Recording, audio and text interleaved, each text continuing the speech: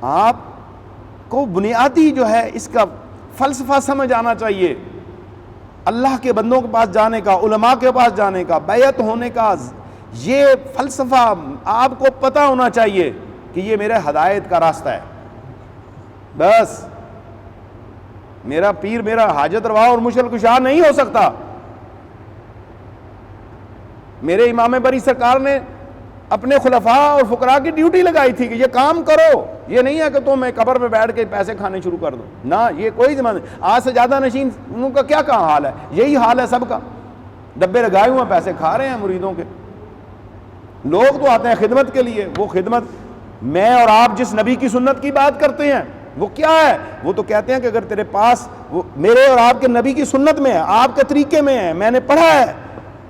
علماء سے پوچھیں کہ آپ کے پاس کوئی چیز آ جاتی ہے تو اس وقت تک سوتے نہیں ہیں جب تک تقسیم نہ کر لیں۔ ہم ادھر جناب اربوں خربوں میں کما رہے ہیں اور کوئی نہیں ہے۔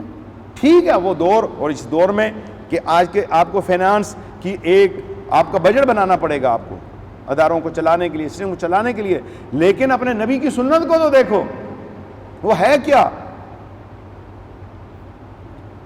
اگر آپ اس میں لگے ہوئے ہیں، اپنا عشر ضرورت مندوں کو دیں، اپنا مال ضرورت مندوں کو دیں۔ تحائف دینا لینا منع نہیں ہے، علماء دین کے پاس جاتے ہو تحفہ دو، منع نہیں ہے۔ سادات کے لیے تحفے پیش کریں، سید زادوں کو تحفے پیش کریں، جو نبی کی آل میں سے ہیں ان کی خدمت کریں، جو ضرورت مند ہیں۔ علماء ضرورت مند ہیں، مسجد کے خادمین ضرورت مند ہیں، مسجد کے امام و خطیب کی جا کے خدمت کرو۔ یہ عاملوں کو، بابوں کو دینے کی کیا ضرورت ہے؟